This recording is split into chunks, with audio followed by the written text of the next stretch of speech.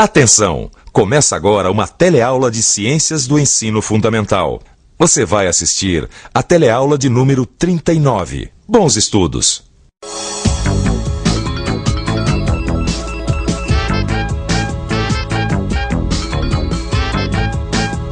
Você está reconhecendo esses ambientes? Quantas vezes você já viu na televisão, no cinema e nas revistas imagens desses dois tipos de ambientes? Você sabe o nome deles? Conhece as diferenças entre os dois? Gostaria de saber? Então assista a teleaula de ciências de hoje. Você vai aprender o que é um cerrado e o que é uma caatinga. Quais as características de cada um. Que tipo de ser vivo povoa esses ambientes e como eles sobrevivem. E ainda, qual é a importância de preservar esses ambientes antes que eles acabem. A teleaula de hoje começa com 2 relatos de viagem.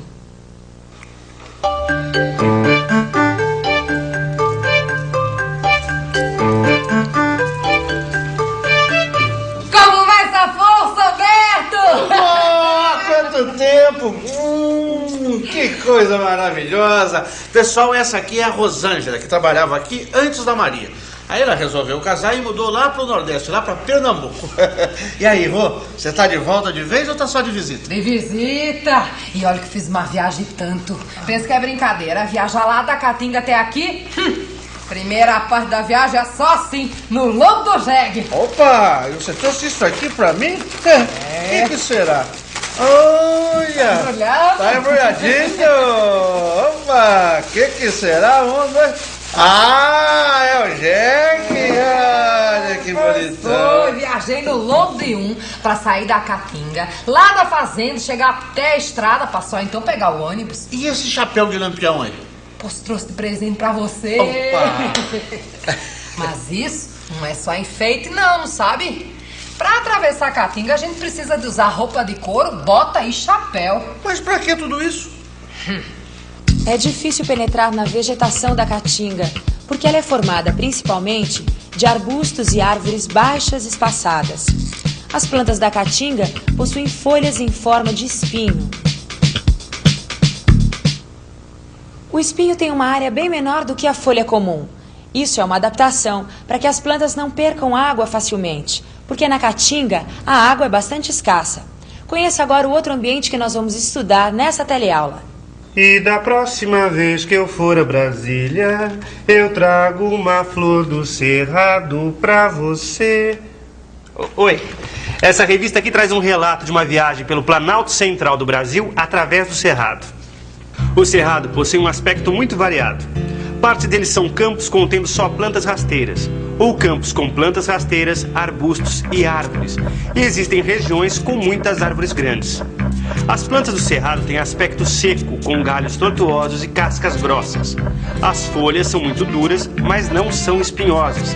Algumas, principalmente quando jovens, possuem pelos.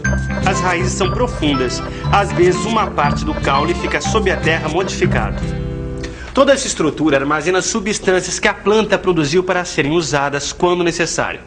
Para passear pelos vários tipos de cerrado, não é necessário usar roupa de couro. Essa é a diferença entre o cerrado e a caatinga. A vegetação do cerrado é menos espinhosa. Na Caatinga tem mandacaru, xique-xique, jurema. Sei, parece que cada planta tem uma música, né? Mandacaru quando fulora lá na serra. Ô, Rosângela, me conta uma coisa. Aquela roupa de couro que você falou é só para proteger dos espinhos? Não, protege também dos animais. Porque a Caatinga, apesar daquele jeitão seco, desolado, tem muita vida. Tem cascavel, lagarto, Tatu-peba, sagui do Nordeste, veado catingueiro, aranha, escorpião. A Caatinga também possui aves, como o gavião e o cancã. Todos esses animais possuem adaptações para viver em ambiente seco e quente. O ambiente do cerrado também é seco e quente. E nele a gente encontra animais que não existem em outros lugares. Vamos ver as fotos de alguns deles. Se as árvores e os bichos da Caatinga deram música, os animais do cerrado aparecem muito em livros de histórias folclóricas. Tem o lobo-guará, o tamanduá-bandeira, o tatu-canastra. Até agora você viu que, apesar de o cerrado e a caatinga terem suas semelhanças, eles possuem plantas e animais diferentes, com diferentes adaptações. quais seriam as razões dessas diferenças? Oi. Ai, Alberto, que bom que você não fechou. Assim dá tempo de eu comer alguma coisa antes de ir pra minha aula. Ah, tá bom. Ô, Lineu, essa aqui é a Rosângela. Ela trabalhava aqui na lanchonete antes da Maria, viu? Prazer. Muito prazer. Lineu, você é mais bem-vindo aqui do que chuva na Caatinga. Por quê? A gente queria saber a diferença entre a Caatinga e o Cerrado. Bom, Sim, porque eu moro lá na Caatinga e sei que a paisagem é muito seca, que tá cheio de planta com espinho, porque chove muito pouco. E depois o tempo de chuva não é assim ali, marcado na folhinha. na Caatinga não chove com muita regularidade, né? Pois é. E no Cerrado, como é? Bom, o Cerrado ele não sofre tanto com a falta de água como a Caatinga. Lógico que não tem tanta água que nem uma floresta, mas tem a época das chuvas, que vai de outubro até abril, mais ou menos. O resto do ano é mais seco. É justamente nessa época que acontecem as queimadas. Ah, e as queimadas são naturais, Lineu? Algumas, mas a maioria é provocada pelo homem. O que acontece é o seguinte, no Cerrado tem 2 estações do ano, a época das chuvas e a época das secas. Então os seres vivos do Cerrado, durante a época das chuvas, vão se preparando para a época das secas. As raízes das plantas do Cerrado são muito profundas, algumas atingem 25 metros. Essa adaptação é importante porque as raízes procuram a água dos lençóis freáticos, que fica a grandes profundidades no solo. Bom, aqui na minha revista diz que o solo do Cerrado é pobre em nutrientes, que são os sais minerais. E mesmo quando existem esses nutrientes, ocorre outro problema: a grande quantidade de alumínio do solo dos cerrados. O alumínio prejudica a absorção dos outros nutrientes pelas raízes. É por isso, então, que as árvores do Cerrado crescem a pouca altura e têm caules tortuosos. Se a gente olhar, o Cerrado e a Caatinga são parecidos, mas a Caatinga tem menos água e mais nutrientes, e o Cerrado tem mais água e menos nutrientes. A gente já viu aqui no Telecurso de Ciências que todas as plantas precisam de nutrientes, que as raízes retiram esses nutrientes do solo e que nos ambientes naturais esses nutrientes não acabam nunca. Ô Lineu, você pode falar pra gente sobre a renovação dos estoques de nutrientes na natureza? Oh, claro, Alberto. Obrigado. Num ambiente natural, a própria natureza cuida de todas as condições de manutenção. Por exemplo, a chuva cai, penetra no solo e atinge os lençóis subterrâneos. As raízes das plantas absorvem a água, que sobe pelo interior da planta e atinge todas as suas partes. Da mesma forma, os animais bebem a água que aflorou dos lençóis e formou os rios, lagos, etc. A água que é eliminada através da respiração, transpiração ou evaporação sobe para a atmosfera e forma as nuvens. E a água cai em forma de chuva. Ah, entendi. Mas até agora você só falou da água. E os tais nutrientes das plantas e dos animais? Bom, os nutrientes são dissolvidos pela água, utilizados pelos seres vivos e retornam à natureza. Como? Como os nutrientes que os seres vivos utilizam voltam para a natureza? Bom, nós estamos aqui no Jardim Botânico de São Paulo. Você está vendo só essas folhas e galhos caídos? É através deles que os nutrientes que estão nas árvores voltam para o solo. Aqui também tem passarinhos e pequenos animais que eliminam fezes e urina no ambiente. E quando eles morrem, também voltam para a terra. A terra, que é o solo, está cheia de micro-organismos. Micro-organismos são seres microscópicos. Você se lembra da nossa teleaula sobre micro-organismos? Vamos pensar um pouco? Vamos pensar um pouco. Os micro-organismos utilizam os materiais eliminados pelas plantas e animais para sobreviver. E apesar de usarem, devolvem ao ambiente os nutrientes que estavam contidos na madeira dos galhos, nas folhas ou no corpo dos animais. Dessa forma, os nutrientes voltam para o solo e o processo começa de novo. Esse processo tem um nome: reciclagem. A gente ouve a palavra reciclagem por todo lado. É reciclagem de funcionários de empresa, de papel, de lixo, e é tudo a mesma coisa.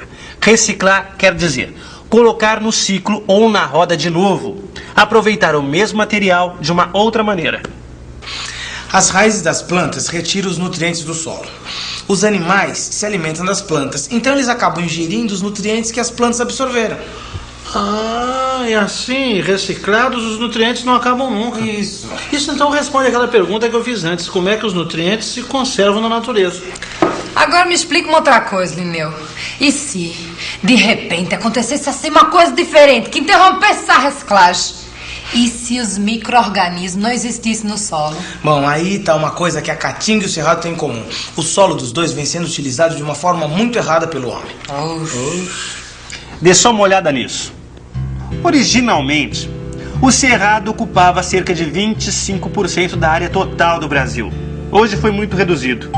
Durante muito tempo, o Cerrado foi considerado ruim para a agricultura. Assim, ninguém se preocupou em preservar o ambiente. O Cerrado foi destruído antes de ser conhecido. Como nos filmes de Bang Bang, atiraram primeiro e perguntaram depois. Hoje em dia, muitas plantações estão sendo iniciadas sem nenhum planejamento. Sem preocupação com a preservação de uma diversidade de animais e vegetais que só existe por aqui. E além de tudo isso, ainda existem os garimpos. Os garimpeiros usam mercúrio para trabalhar e depois contaminam os rios com esse mercúrio, o que ajuda na destruição do Cerrado. Se as coisas continuarem assim, daqui a pouco o ambiente vai estar tão destruído que nem os seres humanos vão conseguir sobreviver nele. Tá aí uma coisa que eu nunca tinha pensado. Até os ambientes que à primeira vista parecem ser inúteis para os seres humanos, até esse precisa de ser preservado. Pois é, infelizmente o solo está sendo utilizado de uma forma totalmente inadequada pelos homens. Olha, no Nordeste, por exemplo, a vegetação da caatinga, ela está sendo substituída pela pecuária e pela agricultura. Apesar de ter pouca água na caatinga, ela tem um solo relativamente fértil. Só que se ele continuar sendo utilizado dessa forma, logo logo vai acabar virando um deserto. E isso influencia a vida do povo do Nordeste. Tô vendo. E o pior é que junto com a destruição da caatinga vem aumentando a miséria, porque os recursos que são retirados do ambiente são mal distribuídos para a população. Mas e os tais projetos para o desenvolvimento do Nordeste que a gente tanto ouve falar? Eles daí vivem emperrados por causa da má administração. E a gente não tá podendo perder muito tempo com isso não, viu? Se você ainda tem alguma dúvida, trate de tirar na revisão. Vice? E atenção, se liga aí que é hora da revisão. Os ambientes do Cerrado e da Caatinga são parecidos à primeira vista, mas possuem diferenças significativas. A Caatinga sofre com a falta de água, apesar de possuir nutrientes em certa quantidade.